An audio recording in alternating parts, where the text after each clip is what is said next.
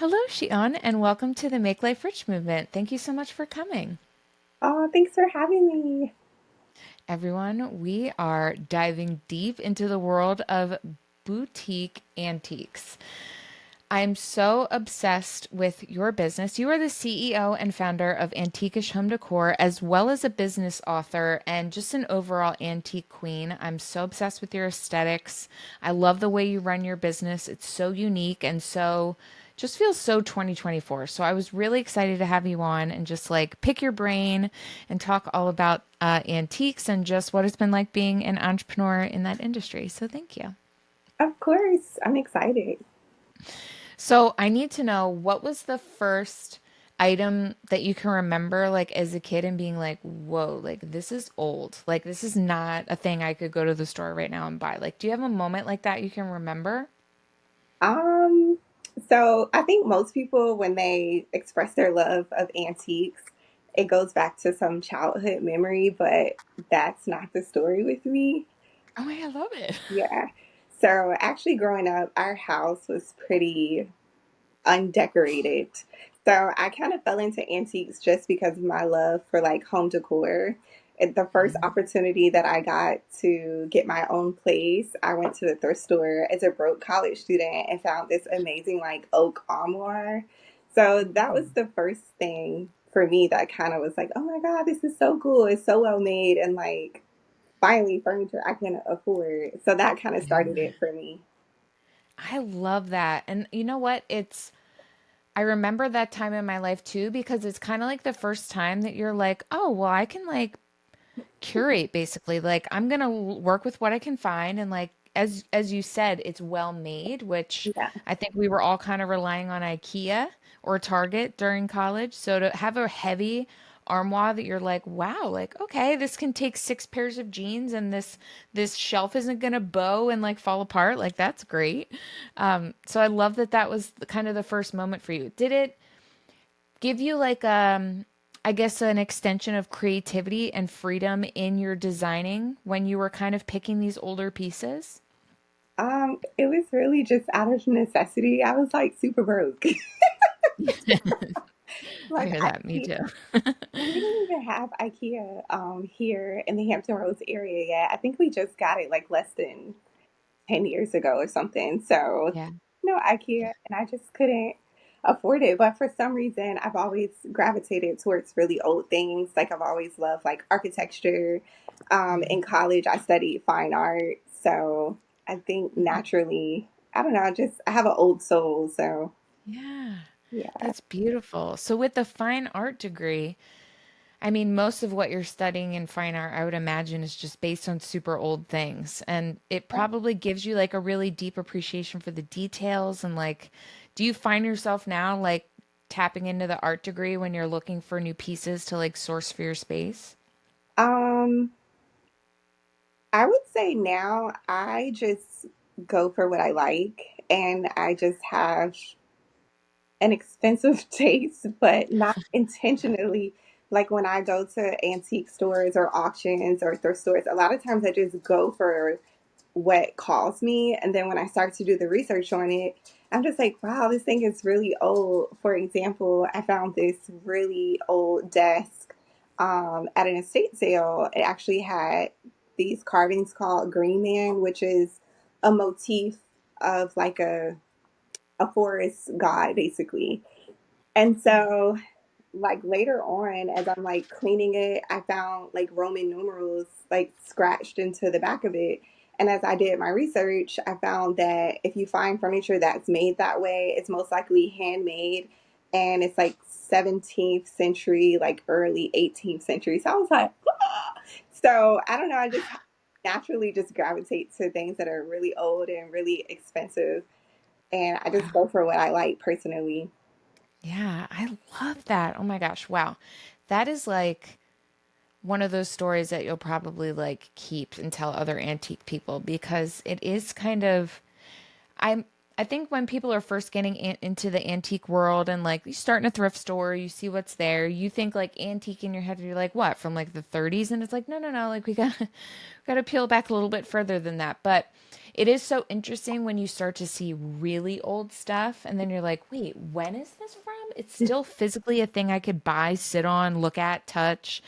And I think people don't really have an idea of how well something used to be made until they see it and then they hear how old it is. It's almost like shocking. You're like, what? Like, how's this even still put together? But can you kind of tell us what qualifies something as an antique? Is it how old it is? Like, how does that exactly work? So an antique item is anything that is 100 years or older, and so 99 and from 20 to 99 is considered vintage. So soon, some items from the 1930s will actually be antique. Yeah, Wow. we're getting close. Wow. And that's kind of, I would say, a good what 25-30% of what we have access to now in terms of like furniture and things. I've had tons of pieces from the 30s that I didn't even Yeah, know were that old. I just liked that it was like a little like bedside bureau thing for like water or like a cute little makeup stand and then you're like, "Whoa, this is super old." Like it's so interesting that that's going to become an antique soon. I love it. yeah. Where are you actually located? So I'm in Cape May, New Jersey. There's a lot of antiques here, and I kind of didn't realize that antiques weren't like a thing everywhere because growing up, my dad and mom like to go like rummage through these places. Yeah. So it's a lot of antique stuff, but it's more uh like sconces and like weird knickknacks. There's not too much anymore in terms of like furniture or big pieces, so it's a lot of decorative antiques. Um, But we're both on the coast, we're both on the water, not too far from each other, so I'm sure it's probably really similar to whatever you're seeing down there, I think. But how do antiques work? Like how I know they can get everywhere, anywhere at any point, but do you find different types of antiques in certain places when you're looking to buy new things for your store? yes, for sure. I would say I live in Virginia Beach, so we're in the Hampton Roads area, not too far from like Williamsburg and God, I forget. Like I'm having a brain freeze right now, but like basically we're in the birthplace of America, so we typically have an abundance of like really old antiques. Like you can drive down the road and somebody has put something really old on the side of the road. And then also, being just a military town, we see all different types of things. So Norfolk, Virginia, which is across the street from where I am, is actually like the largest naval base in the world. So we have Mm. people coming from all over the place. So here you can find a nice variety of vintage and antique items. But I will say, I noticed because I do deliver furniture nationwide, sometimes, like as the delivery drivers are driving through different states, I'm looking like on Marketplace or having people reach out to me via Instagram. I'm always checking auctions in different states. And so, what I noticed is when you get to the West Coast, their antique items, they don't have the abundance that we have here. So a lot of my customers Mm. are on the West Coast having like really traditional things delivered here from Virginia simply because they don't have them. They have more like mid-century stuff. And I think if you think about the way our country was formed, it kind of started here in Virginia and then traveled out west. So they don't have things that are as old as we do. What fascinating. I've never even really thought about that. Mhm. That Yeah. makes a lot of sense though. Wow, so you're like perfectly situated to be able to get what's above you and what's below you and then get it across, which is really cool. Yeah, exactly. So when was the moment? I'm sorry, go ahead. Oh no, and I was gonna say it's funny because I think locally sometimes we just see the same stuff over and over and over, but then I'll have a customer on the West Coast that's like, "Oh my God, this is from the 1800s," or "This is from," and they're so excited, and I'm like, I'm excited too, but I see it so often that it's like, I don't know, like it's nice when I see that spark in other people, but sometimes it does get a little redundant, I guess. So it's nice to be able to reach other people. Yeah, get like their fresh take on something that you're just a little too accustomed to at the moment, which is really cool to be able to like relive the specialty of the item through someone that's like, what? You have Yeah. this? I love that. So Yeah. when did you take your love of kind of curating for your room out of necessity and turn it into you just getting to know the industry well enough that you're like, I think I'm going to start selling some stuff? So it's kind of a long story, and I'll try to keep it brief. Oh, give me it. Give me the story. We got time, girl. Go ahead. So yeah, when I graduated from college, I was 6 months pregnant. And so I'm still in like necessity mode because now I'm graduating from college. I'm also having a baby. Yeah. So my first position professionally was at Bassett Home Furnishings as an interior design consultant. So it was like Hmm. my first job out of college, and there I studied under a really amazing guy. He was a interior designer, and we got to go do house calls up in like Williamsburg, Newport News area. And so Hmm. everyone had these big like affluent homes with like Persian rugs and antique art and beautiful furniture. And so that kind of opened my world up a lot. Like, wow, this is really beautiful the way people Yeah. are putting these things together. And then with Bassett, we created custom furnishings. So it was nice to be able to infuse like a little bit of modern, high quality furniture into their existing decor. So during that time, I would go to thrift stores and just find furniture and like paint it, unfortunately. And looking back at some of the things that I painted, I could just kick myself. Oh, But it was just fun. It was fun to yeah. experiment. That was when thrifting was really great. You could find like a really old antique piece for like $3 to $10. And yeah, so that just kind of continued throughout my life. And then I went into like property management, and they will always get me to decorate like the vacant unit. So I was still going to Mm. thrift stores to buy linens and furniture and all that good stuff. And then eventually I quit working for other people and I started an interior decorating business. I did that for several years. I And I love would that. always take antique and vintage pieces and like put them in my clients' homes. And they were always, I don't want anything vintage or antique. And I'm like, yes, you do. And like putting the Mhm. pieces in their home, they started to have an appreciation for them Mhm. as well.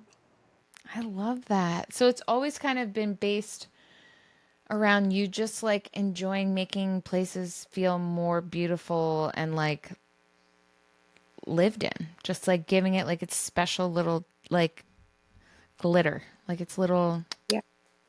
And I love that. I think that started pretty much because I mentioned in the beginning, our house growing up, like no one, my mom didn't decorate, my grandma didn't really decorate. So when I would go to friends' houses and see, like, oh my God, their house is so nice, like I always wanted that for myself. So that's why I named my business Antique. You're being so worrisome. So that's why I named my business Antiquish Home Decor, because yes, we sell antiques, but the focus is on decorating. Mhm. So I love that. It's so apparent and it's even your showroom, which I can't wait to talk about. It looks so beautiful. And the town that you were in, your boutique is located in historic Port Norfolk, which is a neighborhood in Portsmouth, Virginia. yes. It looks, guys, the building, first of all, is from the early 1900s, right? So you're already like the brick and mortar of what you're walking into is already kind of like supposed to house the things that you're putting in it. But it just looks so meant to be. Like, what was finding that space like to did you just walk by it and you're like, oh my gosh, like this is perfect for this? Or like how did that come about? It is amazing how like oop, perfect. Yeah, I felt that way too. And I have been looking for a store for the last 2 years. Oh wow. Yeah, so I went to many different places, and every time I would walk in different cities and everything, and I realized like Virginia Beach is just not an old city. It's just not. So everything here really developed in the 70s. So I never could find a vintage or antique building with like a window display and like exposed brick, and it's just not in Virginia Beach. And some of Yeah. the other areas like Norfolk, they have those historic storefronts, but they're so expensive. And so I was looking for a historic building, but also I wanted to get something that was like affordable. And I just so happened to be cleaning a piece of furniture one day, and I was talking to my friend about like cryptocurrency, something random. And then I was like, I want to open up a store. I need to keep looking for a building. He's like, yeah, you do. And then he keeps talking about crypto. So something was like, go on Craigslist. Just a random thought. Go on Craigslist. Actually, it was not random. I sold something to someone on Facebook Marketplace, and he owned a motel, right? And so he was showing me pictures of the motel. He decorates it with antiques. And he said, I find all of my renters on Craigslist. And so when I was talking to my friend about cryptocurrency, that conversation came back to me, and I was like, well, let me just look on Craigslist. I kid you not, the first listing was this little shop. It was the first one. And so I called the number, and there's like a older guy. He said, can you come today? And so I came today. It was perfect. I was like, oh, it was beautiful. It was so pretty. Like, it was just perfect. And so I rented it, and it was just like the easiest thing in the world. And I think that's how So meant to it be. was meant to be. Yeah. Yeah, I love that. And I love that it immediately like gave you the space now that like could kind of like give you the palette to decorate maybe the way you would have wanted to when you were younger if you had the ability to because your home wasn't decorated. I grew up in a similar scenario. The home was our home was like comfy, but like not in any means like it was just put together. Like stuff was put in rooms and you lived in it and that was it. Yeah. And you do get that vibe when you see a space that just clicks and you're like, oh, Yeah. okay, like all right, we have some options. I could take it up a notch or two if I felt like it. So what was it like setting up your space now that it was like completely your dream spot and you're ready to like just lay out all of your favorite pieces? Um, you would think that it would be like this magical process, but it No? definitely, I would say it was relatively easy. The Okay. only challenges I really faced were just it being an old space. So there's like my one of my dreams is to own like a historic home, and just the store, honestly, like the little things I've encountered, it's just things that I guess I didn't consider. Yeah. But luckily my landlord is really nice, so anything that happened, he came over and fixed right away. And then also one of my Mhm. friends is a contractor. So setting up the building it was definitely pretty easy. It mostly was just cleaning, making repairs, painting. It was a nice, fun lavender purple, the entire place. Oh, oh. Yeah. Many coats. Yeah, but once we got through that, I have been having fun watching the space and evolve. So the Mhm. building, my store has only been open since July 13th. Um, yeah, so it's pretty fresh, but each week we've been bringing in like new vendors. So I have um, the ladies from VB Vintage. They have a beautiful collection of like vintage designer clothing and jewelry. Ooh. We have Audie's Closet that has amazing jewelry. Um, Another company called Clutter Me Vintage. She also has amazing like traditional lamps and um, artwork. And then I also have Dibs NFK. She has an amazing collection of art. So it's been nice to infuse the ladies' items along with the furniture. And Mhm. I don't know. I think it's just going to evolve with time. Yeah. I Yeah. love that you brought in other vendors. Can you talk about that? Was that something you knew from the beginning that you wanted to do? Yeah, I knew for sure that I wanted to do that. I love furniture and rugs and home decor. But I think when you're putting together like a vintage and antique shop, you want to have a variety of different items to keep it fresh and interesting. One thing I did not enjoy about having an antique booth She's being a brat. But Oh, I can't hear him at all. He's so cute. one thing I didn't enjoy about being inside of antique malls is a lot of times you go there and it's like the same item with the same dust with the faded tag just sitting there week after week, year after year. And so I knew that I wanted to be able to bring in some vendors to keep the inventory fresh and exciting. So that way, every time you come to the shop, it's more of a destination. You know, you're going to expect to see something different every time.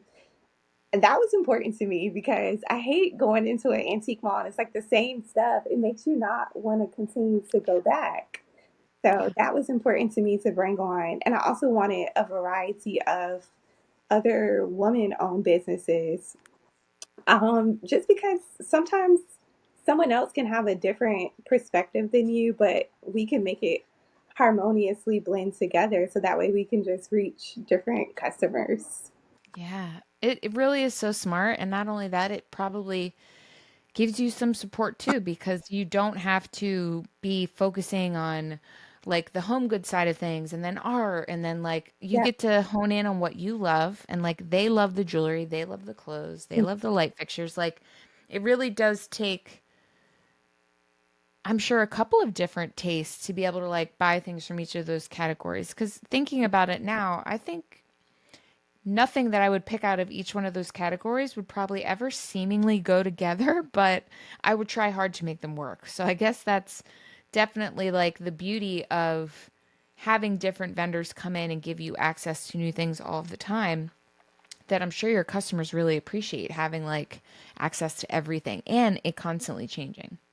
They really do. And I think that home decor and fashion, they go together. Like they go together. So it works well. And it's just been a nice experience. And the ladies and I, we also like collaborate. So they have a lot of different types of jewelry or clothing or shoes, but they curate items that will fit my customer. So it's nice when Mm, and it all kind of fits together. And oftentimes customers leave with like some clothes and a table and I love glassware it. and different things like that. So Yeah. it's nice. Oh, yeah, you're like a one-stop shop. And I'm sure if they're anything like me, when you find your place where you can get good antique and good vintage, Yeah. especially like unique things that you feel like, oh, no, no, no, this store gets me. Like I'm coming here. It's like a treat to go like once a week or once every other week. Like I lived in Philly for 20 years and there were a couple of antique stores and vintage stores that I loved. And they, just because they were in the city, they had the turnover. So there's always new things. And it was really relaxing, even just to go and look at all the stuff and be like, okay, I'm going to go home and measure and see what I think about you and over Yeah. here. But it's so cool to hear someone on the curation side of like how you put the store together, because I've appreciated so many times walking into a space and just being like, whoa, okay. Like I don't even know which corner to go to first. I'm sweating. Like I have to make sure I see everything, I touch everything. Like what do I need in here? Yeah. Do you get like little like heart palpitations when you see your customers like enjoying the space the way that you enjoy antique shopping? Yeah, I do for sure. It's such a great feeling, especially like there's always like women coming in with their boyfriends and like the boyfriend is like being supportive, helping them pick stuff out, or they actually like the things too. Or like when there's a mom and a daughter and they're like, oh, can we try this on? And then everyone, whoever's in the store is like, oh wow, you look great in that, spin around. Like it's just Oh. it feels like so good just to see people enjoy the way the shop is set up. And me personally, I'm a curated shop kind of person. I don't really like digging through clutter to find like treasures. I like it to be already cleaned, ready to go. Like, Hmm. even when I'm thrifting, I'm the type of person that shops the end caps because usually people put the best stuff back there. So that's me. I'm not digging through racks. I'm not doing. Hmm. So yeah, Hmm. just to find my people. I love it. It has to be like really rewarding to just like look at it and be like, I built this space, I'm building this community, like I have these return customers. Yeah. Did you think about the community you'd be building when you first started your store? Or was that something that you kind of noticed later was happening? No, I definitely community definitely was the number one focus for me. Just because I've sold at different antique places throughout the years, and so I kind of wanted to address all the things that those places didn't have, for instance. So, and no shade to them or anything. It's just I like when I walk in a store. Do you like anthropology? No, I can't see anything and I hate it. I You know, don't know where anything is and I would give them my money if I could figure out what I wanted there, for sure. so anthropology is like one of my favorite stores because I think they do a good job of like it's Oh, good when you walk in. oh, oh, it's curated for you. To you, it's curated. Yeah, you don't Oh, think? maybe the one in Philly is bad. Oh, The one in Philly might be ransacked and a mess because it's just, it yeah, doesn't look like a comforting. The outside is very beautiful, and then yeah. you get in and you're like, Is that the outlet though? Is that the outlet? mm-mm. I think that's their headquarters, which is bad. They should work on that. Oh wow. But I do love Anthro's brands. I love what they do. Yeah. I shop online. I can't Okay. go in. Yeah, Okay. So the anthropology here is different. you just It, see it. it's beautiful. And like when I walk in there, everything is like curated. They always have really fun displays. It smells good in there. The music is great. And so I just thought to myself, like, why aren't antique places more like that? And in the future, I would love to have like a coffee shop inside of an antique store because you know how like you go to IKEA and like they have if you get hungry, you can take a break and go to the cafe. I Mhm. eventually want to transition into a space like that that infuses like food, music, it smells good. You can get like your candles, your antiques, your clothing, but still make it like a small like hometown kind of place. I just like the vibe of that. I also love going to Cracker Barrel. I don't really enjoy the food, but I like Cute. going into the front, how it's like curated and there's always fun stuff. So all these different experiences from places I like to go, I wanted my shop to feel that way because Yeah. it's more it's less of come in here and buy this and more of like it's a vibe, it's Yeah. yeah. It's definitely a vibe, and it's so much a vibe that like even your online store has the vibe. Because I haven't been to your space. I live in New Jersey. I haven't been able to make it down to Virginia yet since discovering you, but your online store, I can attest, brings the vibe still. Like I still very much feel like I'm in a space where you respect this old thing and you treasured it and you like brought it here so that people could see it so they could fall in love with it and buy it. It's Oh, like even online, which I was curious, like, oh well, what's our online store gonna look like? I don't know what it is about it, but the way that you go about laying out, I love it. It still feels like you're in a store. You can feel the respect, you can feel the admiration for what you're doing. 100% translates through. oh, thank you. That is something that I'm always hard on myself about. Like Oh, really hard on myself about that because I feel like a lot of with antiques, it's about the details, it's about the story, it's about the way it makes a place feel. So I work really hard to take the pictures in a way that translates to my online customers. So thank you. yeah, you're killing it. Be kind to yourself. You're doing great. I think it's awesome. And I was curious. I was really curious. Like I feel like platforms like Etsy and like they've all kind of made vintage at least I think has become way more accessible because of Etsy in Yeah. the at least the last 10 years. For people that probably live in the middle of nowhere or as you're saying now, all the way to the west, they don't have access to these things. But your online store feels a lot more like Christie's to me, but for like people who can afford things. Like we can afford these things. This isn't like mortgage your house to get this cool desk that you found Roman numerals on. Like, we're paying for quality. We're investing in a piece we want to have for like our lifetime, but it comes off very Christie's to me. Like it's like, ooh, sparkly thing. What's this? All right, let me read the cat. Oh, okay. This is wow, right? Like this is a repainted version. Was that a Rembrandt or a Picasso painting? Which one? You just put it up this morning. It has a gold frame. It was a reprint, Oh, but painted. Van Gogh. Yeah. Like I saw that, I was like, wait a minute, okay, I don't know anything about art. Let me read this. Yeah. Okay, da, da, da. But I'm like, wow, like this is still a beautiful piece of art, even though it wasn't the one that Van Gogh made himself with his yeah. fingers. Like you have to have a couple mil for that, but to have this beautiful recreation that was made with the purpose of it still being a high quality piece of art, like you just Yeah. have access to the coolest things and you make them desirable. Not that they aren't by themselves, but the website and the way you present it, it's like, all right, I need to assemble my living room in a cart right now. Go. Boom, boom, boom, boom. That makes me feel great. Thank you for that compliment. Oh, my pleasure. Yeah. So I, when you are, oh, go ahead. oh, I'm sorry. I try to keep things accessible because I think most of my customers are between the ages of like 35 to 44, and a lot of us are just not developing our style, but I think cementing it. Like, this is my style, this is who I am. Like, we're kind of exiting the experimental phase, and now we're ready to invest in some heirloom pieces.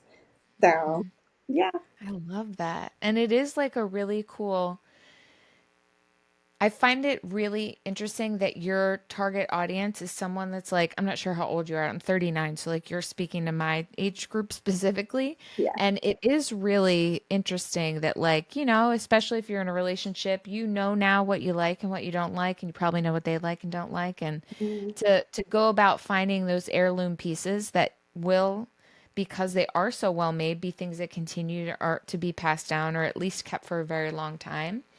What does it feel like to explain to someone that maybe doesn't understand until they come into your store, like, no, no, no, you don't understand. This is quality. You're going to have this desk or this kitchen table for like another 100 years. Like your kids could keep this table if they wanted to. Do people have to hear like, because things now are made sadly so cheaply, so inefficiently. Is it surprising to your some of your newer antique shoppers when they notice how durable and quality things are? I would say no, because I think most of my customers, they grew up with these type of things. Oh, I love that. So I think it's more of they already have the appreciation for them. But it is Mhm. fun when someone asks a question about an item and I get to highlight how it was made or where it was sourced from. Like, that's fun. And then sometimes I just rattle stuff off and people are like, wow, you're so knowledgeable about that. But to me, it's just like, I do this every day. So I'm just sharing details about it. And like, that makes me feel excited for them to like get to learn a little piece of the item. But no, I think Yeah. most people that come to the store, they have an appreciation for antique and vintage items already. So yeah. You're all like, woo, we all know together. Secret club. And also I'm 35. Okay, so you're not in, yeah, I was like, you're either like 25, like you look so young, you look so much younger than me. I never ask anyone's age because no one can ever guess mine either. I'm like, we're all young together. Until I'm 65, I'm young. I'm this age until I'm 65. Yeah. So I love that you wrote a book all about what I think is one of the most special pieces of your business model, which is your white glove delivery service. Yeah. I think until you've ever ordered a big piece of furniture and had it shipped to you, probably also waiting 6 months to a year to have it arrive, and then it arrives and it's broken. Oh, Um, you're like, oh man, this is not what I expected. But I would imagine there needs to be even greater care when you're shipping these delicate, older pieces. So, what was your first experience as the business owner trying to really like figure out getting a delicate piece somewhere far, somewhere that wasn't like a quick 2 or 3 hour drive to drop it off? um, my first experience. I would say my first experience with like a long distance in-home delivery was to a customer out in California. And it actually went really surprisingly easy. I work with very experienced delivery transporters, so they show up with the right things to pack the furniture to make sure it's not gonna get damaged in transit. And so I honestly did not know what I was doing. I purchased the insurance, just like, God forbid this thing is damaged. At least I'll be able to, file a claim or whatnot. But I didn't need to do that. It worked out perfect. They strapped the dresser to the van, and the nice part is you said 6 months, and a lot of people are expecting it to take that long, but honestly we're able to get items from Virginia to California most of the time in like 3 weeks or less. So it's a really quick process. Wow. Yeah. I also want to say that I love that it sounds like not everything, but a lot of things for you revolving around your business have been really easy go lucky and carefree. And it seems like you just made the decision to do it and figure it out. And the figuring out came along pretty naturally. I am sure it's a testament to who you are as a person. And like, you seem like you've got to figure it out kind of like mentality. But was there a learning curve for you in just trying to, navigate? I'm sure there isn't a book of sorts on how to like sell antiques in 2024, but how did you go about navigating the parts that you just didn't know anything about and had to get through? Um, so I'll just say everything has been a natural evolution. There has been struggles, but I don't know. I think when you're through the struggle, looking back, you're like, that wasn't that bad, that wasn't hard at all. So I guess I'll touch on a little bit of it. So I started my business officially January 2020, and I got a booth at an antique mall. And so, what happened in 2020, a couple months later, here comes the virus. And so yeah, that was just a struggle, like having a new booth, all this inventory, all that good stuff. And so I had to pivot. My business has just been constant pivoting until I found like the groove. So because people couldn't go into the antique mall when they first made the order, I was painting furniture and selling it to people on Marketplace, like loading it up into my car and like driving it to their homes, doing porch deliveries. And so then when everything and I wasn't exclusively selling antiques either then, I was more so like painting furniture and like just reselling them. And so throughout the years being at the antique mall, you meet different people that have knowledge on so many different types of items in general, other dealers, the people that own the place, customers. And so I would work my booth like several hours a week and just gain a lot of knowledge from like walking through the antique malls, looking at stuff, watching YouTube videos, because I love to watch like people decorate with antiques on YouTube. And I watch Homeworthy a lot. So anyway, I gained all this knowledge, and I got to the point where I didn't want to run my interior decorating business anymore. I just didn't want to decorate anymore professionally, and I decided to start doing this full time, which this did not even have a name. I just had a booth at an antique mall. And so by year 3, I moved into a bigger booth at the antique mall, and I decided, you know what, let's try to sell antiques. And it just went really, really great. And so I got to a place where I said, you know what, if I'm going to continue to do this full time, I really need to figure out how to make enough money to support myself and my daughter, because I am a single mom. Yeah. So I decided I was going to figure out how to ship furniture, and it was just trial and error. And I would say out of the hundreds of pieces of furniture that I have shipped all over America, there's only been one piece that was damaged. And that in itself led me to write my book, The Art of Delivery, because I saw that as an antique booth owner, or as someone who owns a vintage and antique store, you can actually make a lot more money if you ship furniture to different parts of the country, because there's a need for it there, Mm-hmm. um, and they don't have it. So, Mm-hmm. long story short, that piece of furniture that got damaged, I learned a lot of different things from that experience. One, you definitely want to make sure that the company you're dealing with has insurance that is valid Mm-hmm. prior to them taking your furniture, because this company did not. And then also just what red flags to pay attention to. And all these things are in the book. This company, I wish that when they showed up that day and they didn't have blankets no plastic wrap, a dolly to move this piece of furniture. Those were like major red flags that I kind of just ignored because all the other experiences had gone so great. Yeah. Um, Also, the book talks about just little things like sometimes a customer is like really anxious to get a piece of furniture and it was a holiday time. I really wanted her to have it for Christmas so that she could decorate it. And so, against my better judgment, I went with this company who I wasn't familiar with, and this cabinet was completely ruined.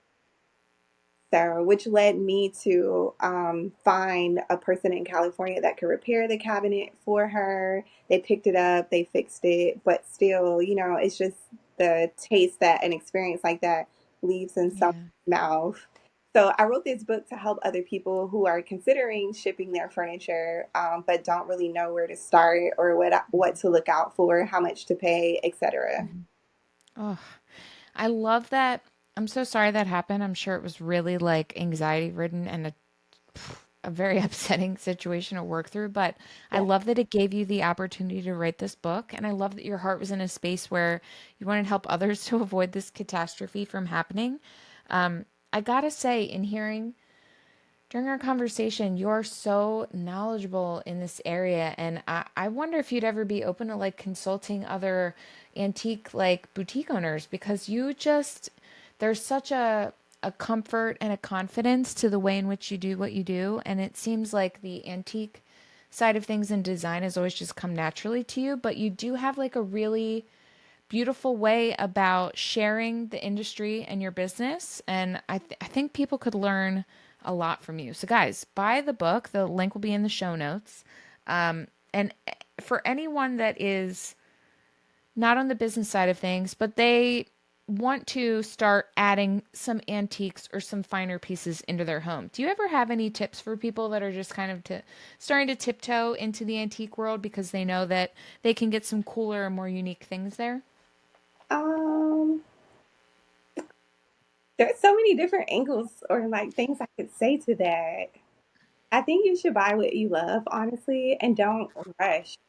Like, I have this stupid IKEA cabinet. It's like a shoe cabinet, and it doesn't match with the rest of the stuff in my house, but it's functional, right? So, Yeah. until I find the perfect piece of furniture that will stay there, even though it doesn't match. But I think that's the biggest thing, like, especially if you're moving. I used to tell my clients this all the time. Don't throw everything away. You can always like move like this piece for here for now. And then you just take your time and build your collection as you go. And I think it's better that way because you're not always, especially with antiques and vintage, you're not always going to find everything you're looking for like today. So Yeah. I would say take your time and also like look on Pinterest. Yeah. Yeah, I always like Pinterest. Like my trunk table, it's brass, and I wanted this thing forever because I saw it decorated in someone's home on Pinterest. And so when I was out thrifting, I ended up finding it, and it was rusted. It was like completely unrecognizable. But if I would have never saw that lady's, and I think her name is Jennifer Dimples. Oh, that's fun. But yeah, but if I would have never saw her home styled with this, I would have never saw the potential in a piece like that. So Yeah. look on Pinterest and just save homes. And then when you're out like thrifting or you're shopping on Etsy or a website like mine, you might discover some of those pieces and just take your time. Oh, I love that. It's such a good tip. I really love the tip about your shoe cabinet. It is probably triggering to have something like that for you, at least around because you are just a genius at aesthetic. But I love that advice. And I do recall times in my life where I'd just be like, oh, you're ugly. Like, I don't like you. Like, I Yeah, gotta get you out of here.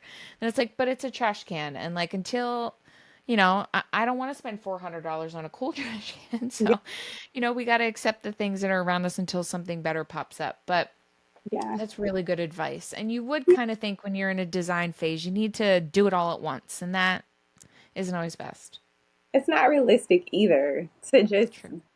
buy everything you want like today. Like the sofa I really want is like $7,000. And like, yeah, you could buy the $7,000 sofa, but like, do I want to right now? Like, this is fine. So I think you can just take your time and then just act. to your home over time. And I think it makes the process a little more enjoyable. Yeah. I need to know personally when you are curating new pieces for the store, like, man, that bed, that green bed with that backboard. Oh my Lord. That was the most beautiful thing I've ever laid my peepers on. And I saw it and I was like, man, how does she not put this in her own bedroom? Like, how do you not just march it right into your house? Like, is it difficult when you're finding like these like creme de la creme? Like, do you have to be like, nope, it's for the store. Nope, I don't need this bed today. Cause that bed is like, Yeah. whoa. Well, definitely in my bedroom. And Good for you. Okay. Wow. I think It's that, so beautiful. thank you.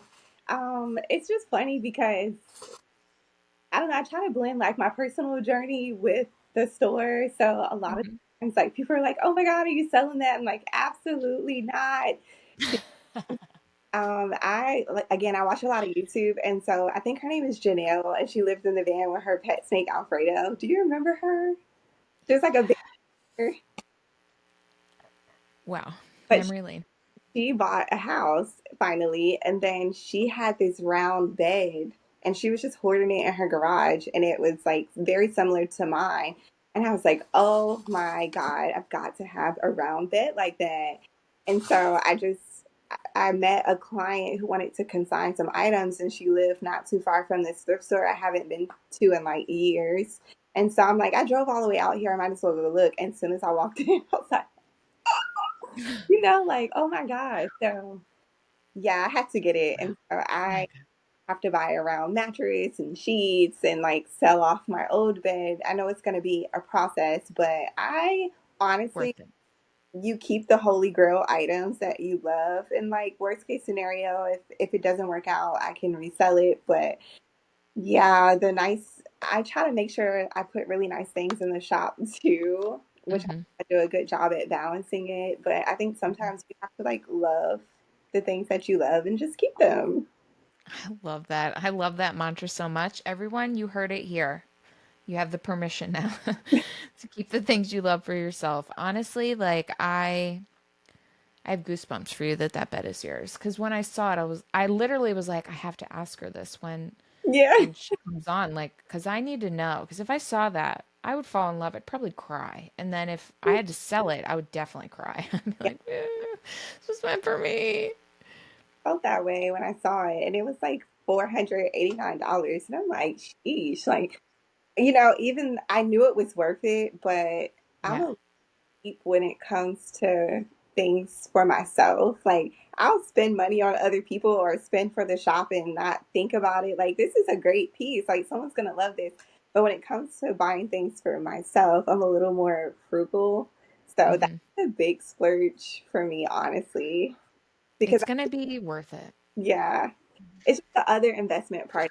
You have to buy a round mattress, and those are custom, and then you have to buy sheets. So it was just the overall, like everything that I was kind of crunching the numbers in my head, like, oh, it's gonna be really expensive. Man, but like the photo shoot, whenever that moment comes that it's all done, oh my, it's like giving Zsa Zsa Gabor vibes in like the best way, where you're like, oh, I need to wear a silk robe with some fuzzies on the That's sleeve. You have your pup right next to you, just like adoringly on a little pillow. Like it's giving everything. I'm so obsessed with it. Congrats to you for that bed because wow, that's a lifetime achievement right there. It's so beautiful. thank you. Okay, one final thing. If anyone is looking to work with you, maybe they'd like to be one of your curated brands that you work with, how can they go about working with you? And what are you looking for currently, if anything specific? So the shop, my plan is to evolve it with the seasons. So we're always looking for what I like to call micro vendors. And that's because some of our vendors have like a dedicated space and some of them are just there seasonally or collectionally. And so currently I'm looking for, which I'm a little late to this, honestly, I'm looking for like vintage fall and Christmas items. Um, Mm-hmm. So I really want to find people that have like blow molds for the yard and like vintage Halloween stuff. Hopefully we can find that before the season gets here. But Hmm. a collection of items that you like to put in the shop. On my Instagram, if you click the link in my bio, the very first link says become a micro vendor. And so Perfect. provide information, upload photos, and then we just hand curate items to make sure it fits the aesthetic of the shop. I love that. It's so smart. It's one of my favorite features about what you do. I think it's also really cool that, like, I would imagine something like vintage Christmas decorations have to be pretty niche for you to not only have one, let alone a collection to be able to then micro vend with you. So Yeah. it just seems like it's bringing a lot of men to be all together at the same time, which is just so cool. Yes, and thank you. But we also do consignment as well. So sometimes people have a family member that has passed on or they inherited things that they simply don't want. Um, so we also work with consigners as well. And again, I think that helps keep the inventory fresh and inviting. And then it also helps that person to be able to rehome items that would otherwise just sit and kind of go to waste. Yeah, or sadly end up in the trash somewhere where they aren't respected or Yeah, preserved, which is sad too. yeah, for sure. Oh, I love that. Okay, so I have one final question for all of my guests, and it is this: Xian, how do you make your life rich? How do I make my life rich? I would say by filling my life with beautiful things. I love that. It's so Yeah, spot on. yeah, that's the truth, honestly. And I think when you have beautiful things around you, your life does feel rich. Yeah. Yeah, There's a nice vibe. It creates like the manifesting, like just goodness. It just keeps going around and around. I love it. Abundance everywhere. I love yeah, it. exactly. Yay. Love that. Thank you so much for sharing all about your space. Guys, there will be links in the show notes for everything we discussed. Please follow her account on Instagram. You will literally love it. And I love the little tidbits that you give here and there in the stories. I've already learned a ton from you, and I love antiques. So I just love that every time you're putting up something new, I'm going to learn a little something about it. So thank you so much for your beautiful take on the antique industry and for keeping it alive and well in 2024. And I just love the way you're re-envisioning the industry for yourself, and I can't wait to see where this takes you since you literally just opened. So congratulations. And guys, you can support the store online as well. Go check out the online store. It is a beautiful shopping experience. Good luck at not trying to put like $1,700 worth of things in your cart because you need them, and we both approve your purchase, so go for the gold. Yeah. Thank you for having me. Of course. Thank you so much. Thank you.